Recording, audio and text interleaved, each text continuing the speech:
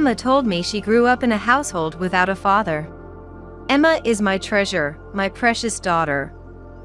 Can you promise to protect her and make her happy? Of course. I am confident that I can make Emma happier than anyone else in this world. Ryan answered firmly, without flinching at my stern attitude. Had he hesitated, I might not have approved of their marriage. All right. Please take good care of Emma. Hearing this, the two of them looked at each other, relieved, and smiled happily. Seeing them like this made me smile too. I think Nathan would have smiled in the same way if he were here. Months after sending off a happy Emma and Ryan, Emma took a long break and came home. She happily talked about her work and Ryan, but occasionally she looked troubled. When asked, she'd quickly change the subject, saying, "It's nothing, Mom." Whenever Emma wants to talk about something or lies, she shrugs her shoulders. This time, Emma did it again, so I was sure something had happened. "Hey, Emma. How about we try that new place? It's a brand new cafe here." I showed her the screen of my mobile phone. Her eyes lit up at the sight of the cafe. I wanted to go there. The coffee is popular, everyone at work says it's good. Then it's settled. The next day, Emma and I walked to the cafe. After ordering coffee to go, we walked for a while. "Mom, thank you for accepting my marriage with Ryan. He seems sincere. Take good care of each other, Emma." When we reached a large park, Emma started to talk. "Actually, I went to the in-laws' house. I feel like I'm not well liked by them." Emma's story went back a month. When she visited the in-laws' house, Henry and Lauren seemed skeptical at first glance. "Nice to meet you, I'm Emma. I'm dating Ryan." "Hey, Ryan. Are you sure about her?" Lauren interrupted Emma's greeting. "What do you mean?" "Well, she looks rather plain, doesn't she? Her clothes, her makeup, it all screams poverty. She doesn't match you at all." Without a word of congratulations, they blatantly insulted Emma. "Mom, that's rude. You shouldn't talk about my girlfriend like that." "Don't you think so too?" Lauren sought agreement from Henry, who was sitting next to her, and Henry nodded in affirmation. "Ah. Is your family that poor? Do your parents work?" "My mom works, and my dad passed away when I was young." "Single mother, huh? I figured as much," Henry said with a strangely satisfied look and scoffed. "Dad? It must be for the money. We come from a respectable family. You should stay away from a woman like that." "How can you say that? Emma is not like that. I know her best. Ryan just doesn't realize yet that there are many who would want to marry you for our assets." And then, he even suggested introducing Ryan to a daughter of an acquaintance. Lauren agreed with this proposal, pleased with the idea. That would be better. After all, we know someone respectable who works for a major company. Not a match for a single mother's family. Don't you think so, Ryan? Seeing Lauren happily agree, Ryan raised his voice. "Enough from both of you, Dad and Mom." The conversation went nowhere, and Ryan and Emma left the house. Ryan later told me that Henry and Lauren have a strong sense of elitism.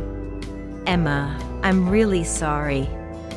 My parents said such awful things and hurt you." Emma was apologized to multiple times by Ryan, who promised to always protect her. Sitting on a park bench listening to this, I had to suppress my anger from exploding. So, what do Ryan's parents say about the marriage? Last week, we went to their house again. We faced some snide remarks, but Ryan convinced them, and they agreed to our marriage. "Are you okay with that, Emma?" Emma bit her lip and shrugged. "Yeah, it's okay. We won't be living with them, and I can endure it. Is that so? It was clear that the relationship between Ryan's parents and Emma was strained. Even with Ryan's protection, there would be limits.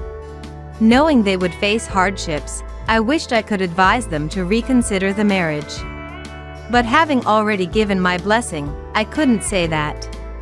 Even in this short time, Emma looked downcast. Thinking she might always look this way saddened me. So, about the family meeting, I'm thinking maybe I shouldn't go. Why? If it's going to make you feel bad, Mom, I don't want to have the family meeting. Emma's eyes seemed to well up, even though she didn't cry. She was considering my feelings. Touched by her kindness, I smiled. Don't worry about me. Let's have the family meeting so that everyone can acknowledge your marriage. Under the cold sky, Emma and I sipped our cooled coffee on our way home.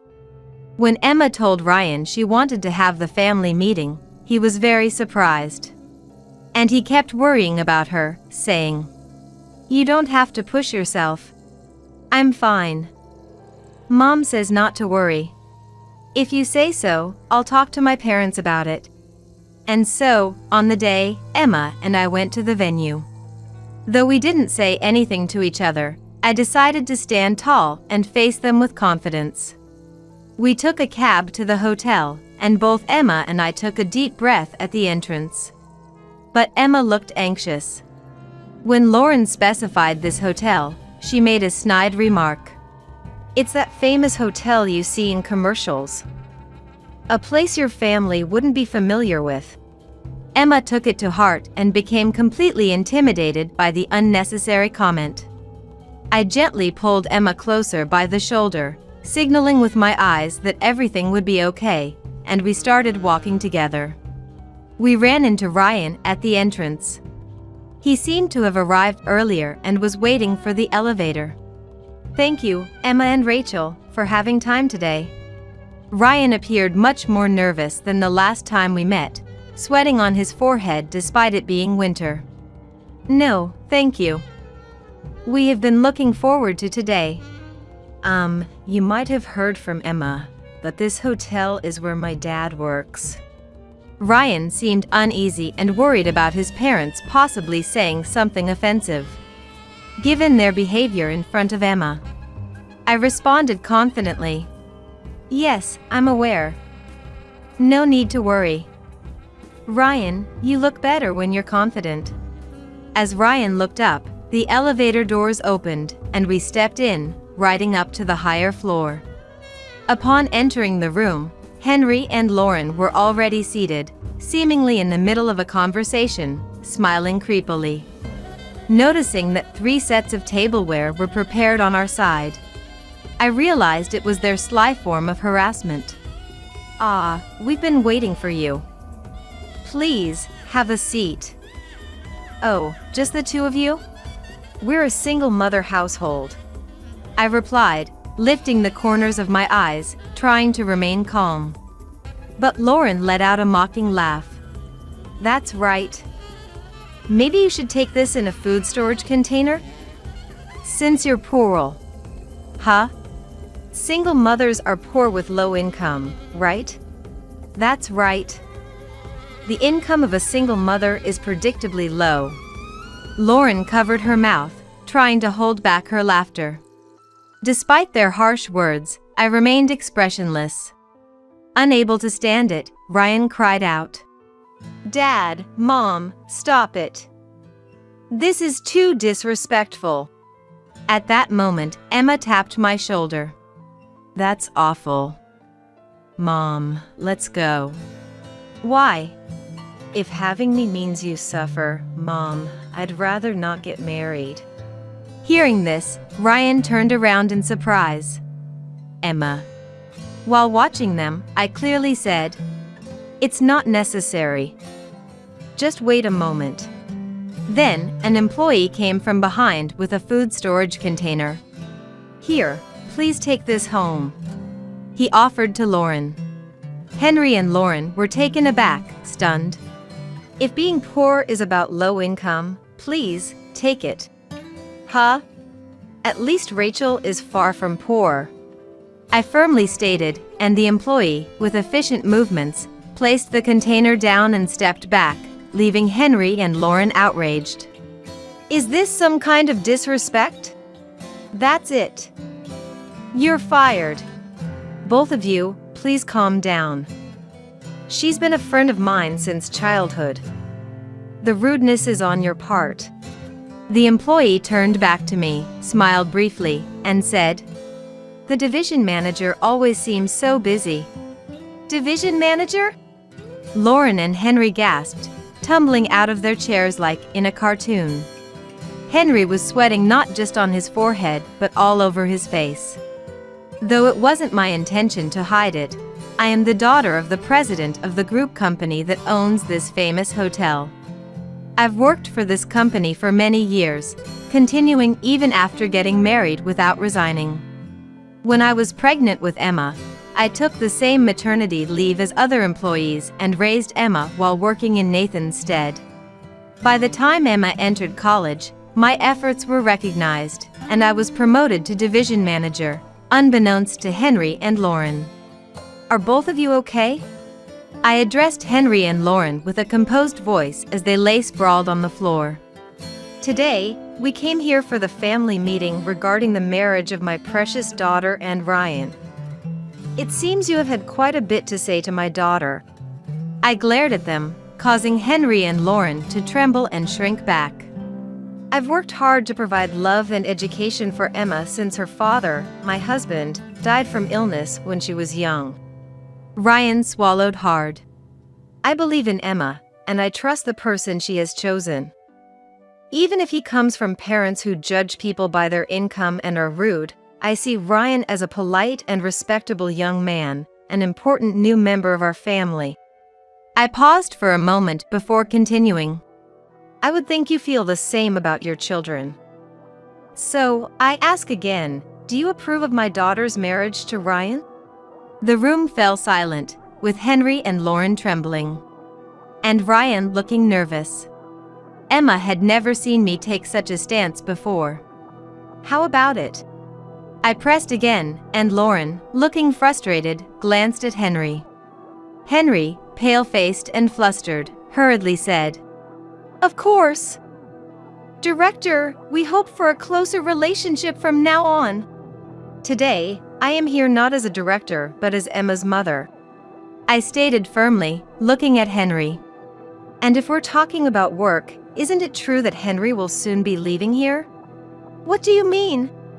I had investigated Henry's reputation within the company up until today. Knowing Emma's dad was Henry, I remembered his name. His condescending attitude towards Emma and his notorious behavior among hotel staff were well known. Henry was infamous for his high-handed behavior towards subordinates and was reported to be avoiding work under the guise of attending meetings. A hearing had been scheduled to address these issues. So, that's what it is. You should reflect on your actions. I left Henry speechless with my rebuke. Lauren stood up, face red, and lunged at me with a screech. However, I dodged, and she fell over. To the fallen Lauren, I delivered my final statement.